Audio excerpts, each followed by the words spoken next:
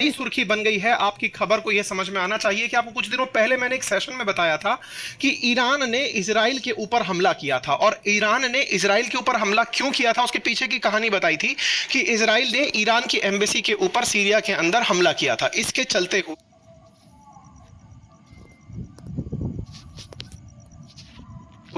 Israel और Iran के बीच में यानी कि नेतन्याहू और पहली खबर बहुत बड़ी सुर्खी बन गई है। आपकी खबर को यह समझ में आना चाहिए कि आपको कुछ दिनों पहले मैंने एक सेशन में बताया था कि ईरान ने इजराइल के ऊपर हमला किया था। और ईरान ने इजराइल के ऊपर हमला क्यों किया था उसके पीछे की कहानी बताई थी कि इजराइल ने ईरान की एम्बेसी के ऊपर सीरिया के अंदर हमला किया था। इसके चलते हुए इजराइल और ईरान के बीच में यानी कि नेतन्याहू और ईरान के बीच में एक बहुत जबरदस्त तरीके से बहुत बड़ा वॉर चल रहा था। इसी बीच में ईरान के राष्ट्रपति इब्राहिम राइसी से जुड़ी हुई आज की खबर है। और खबर यह है कि इब्राहिम राइसी, अपडेटेड खबर यह है कि नहीं बचे।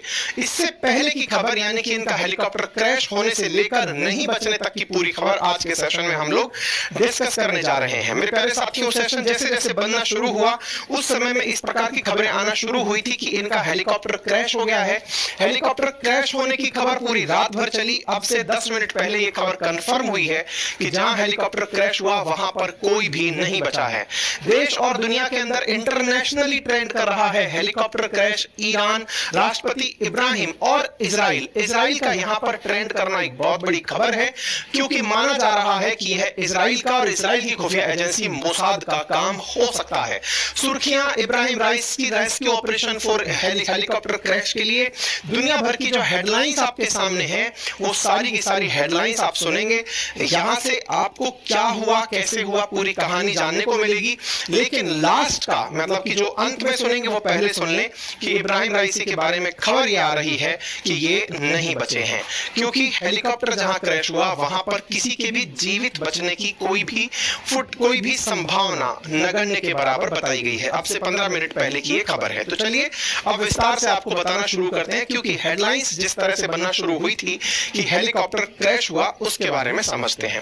साथियों, कल यानी रविवार के दिन शाम 7:30 बजे की बात है। इब्राहिम राइसी अपने विदेश मंत्री हुसैन अमीर अब्दुल्लाहियन को लेकर हेलीकॉप्टर के अंदर बैठकर ईरान का बॉर्डर टच होता है अजरबैजान के साथ। वहां पर एक राज्य है जिसका नाम है पूर्वी अजरबैजान, वहां पर गए थे। और वहां क्यों गए थे?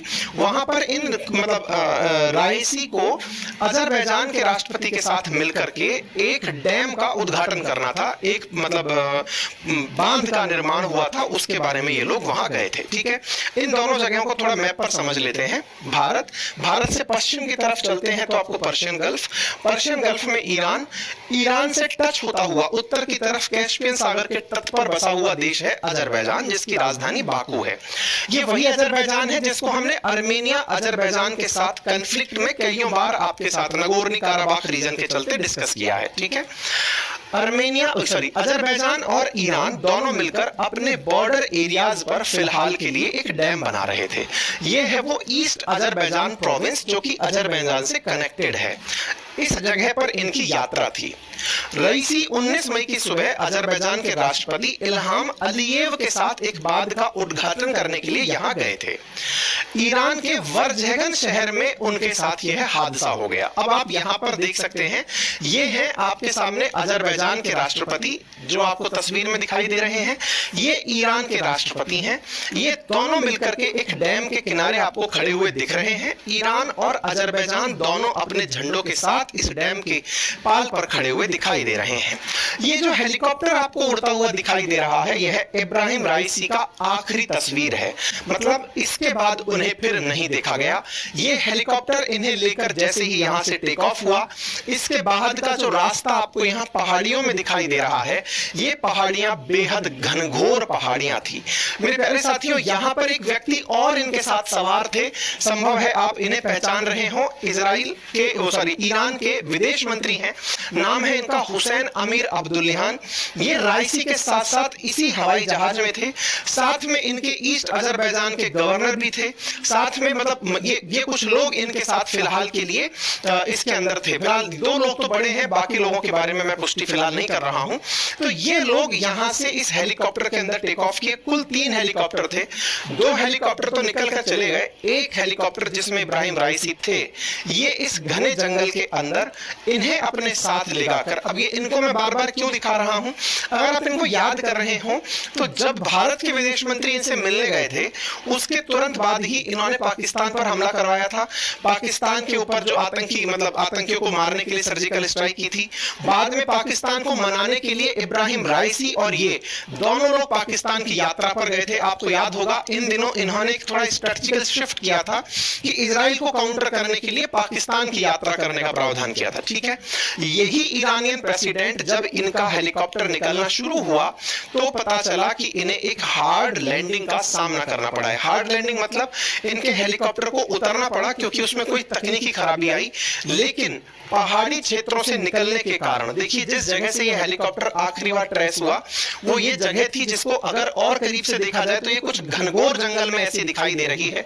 निश्चित ही हेलीकॉप्टर रुकने के लिए किसी हेलीपैड जैसी जगह की जरूरत हो, तो यहां पर कोई भी ऐसी सुविधा नहीं थी। उड़ते ही हेलीकॉप्टर को जो खराबी का सामना करना पड़ा वो इस घनघोर जंगल के अंदर कहीं ना कहीं अर्जेंसी में लैंडिंग कर दिया। जिस हेलीकॉप्टर में ये सवार थे इब्राहिम राइसी वो टाइप 412 हेलीकॉप्टर है जो अमेरिका से कभी ईरान ने खरीदा था जब इनके रिश्ते अमेरिका से अच्छे हुआ करते थे। इसलिए बहुत सारे लोग इस समय डाउट सीआईए पर भी कर रहे हैं क्योंकि ईरान ने अमेरिका की भी नहीं मानी थी। अगर आपको ध्यान हो तो इन्हें समझाया गया था कि इजराइल पर हमला मत करो, इन्हें बहुत बार समझाया था, लेकिन ईरान ने पूरी दुनिया में ढिंडोरा ऐसे पीटा कि हमको कोई नहीं मार सकता, हम बिल्कुल अजय हैं, हमने इजराइल में बम घुस करके मार दिया है। और सीधा ये कहा था कि हम अमेरिका को चुनौती देते हैं कि वो अगर कुछ हो सके तो हमारा बिगाड़े। ये वही हेलीकॉप्टर है जिसमें इब्राहिम राइसी बैठे हैं जो अमेरिका ने इनको दिया था। अब आप विचार कीजिए, अमेरिकी डिवाइसेस का उपयोग करने वाले राइसी जब इसी हेलीकॉप्टर में सवार होकर अमेरिका को धमकी दे रहे हैं तो ये लोगों का इस समय ट्विटर ट्रेंड चल रहा है कि मोसाद ने मारा है कि सीआईए ने मारा है।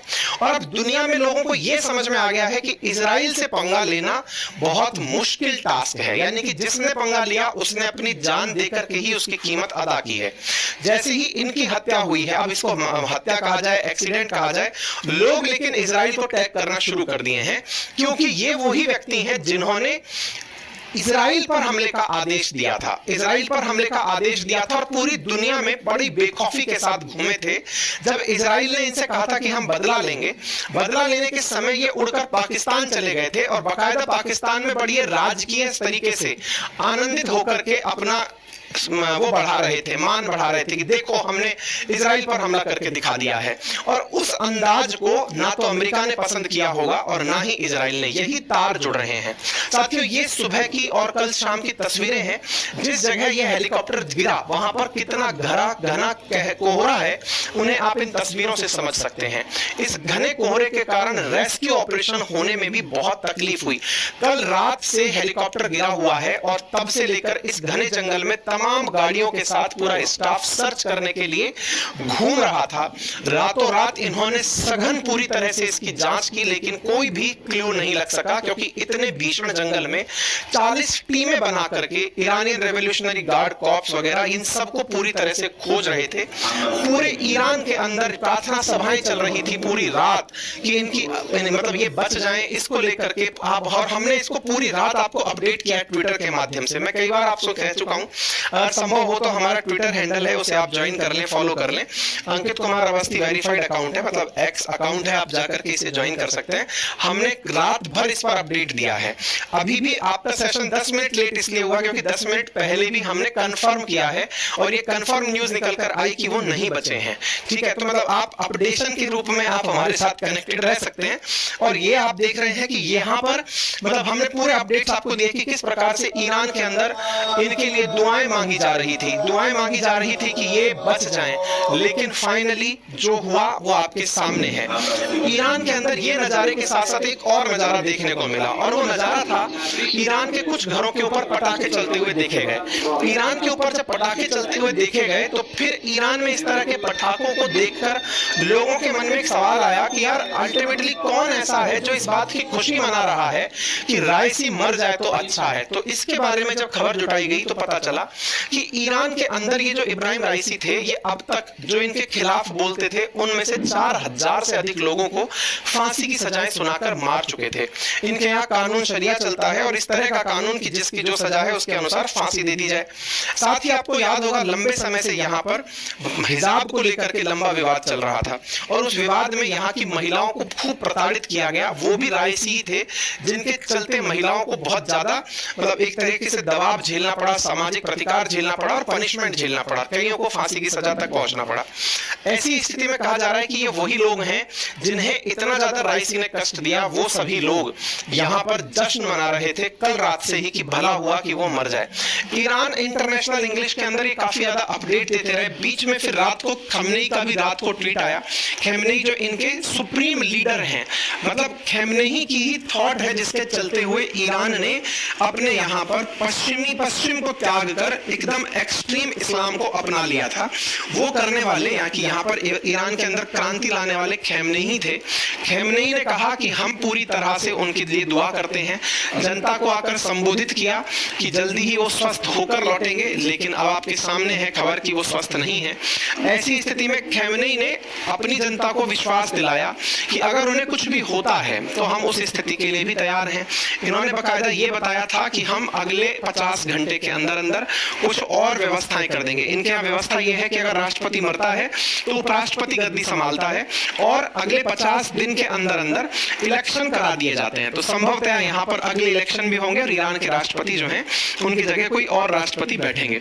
भारत के प्रधानमंत्री ने भी जब कल इस खबर को पूरी तरह से मतलब जगह मिलने लगी तो हमने भी ट्वीट किया, पाकिस्तान के प्रधानमंत्री ने भी ट्वीट किया, दुनिया भर से ट्वीट आने लगे कि हम पूरी तरह से सभी लोग इस घटना के लिए मतलब सजग हैं कि जो हुआ है वो कैसे हुआ, क्या हुआ। ठीक है साहब।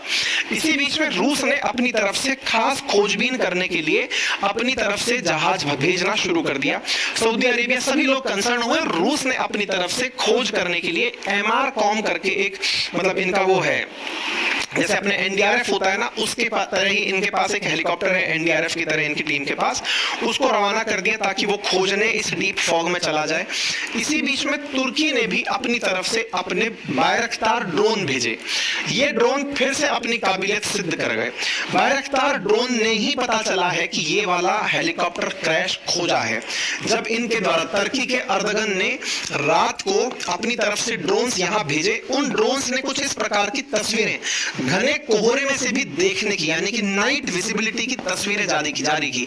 ये टर्किश का बायरख्तार ड्रोन है जो कि इन घने पहाड़ों में से ढूंढ रहा है और सुबह इसी ड्रोन को ही यह फुटेज प्राप्त हुई है। मतलब एक प्रकार से ये समझिए कि अगेन तुर्की के इस डिवाइस ने इस आपदा के अवसर में भी अपनी पहचान बना ली है, यानी कि इतने घने घनघोर माहौल में भी वो खोजने में कामयाब हुआ।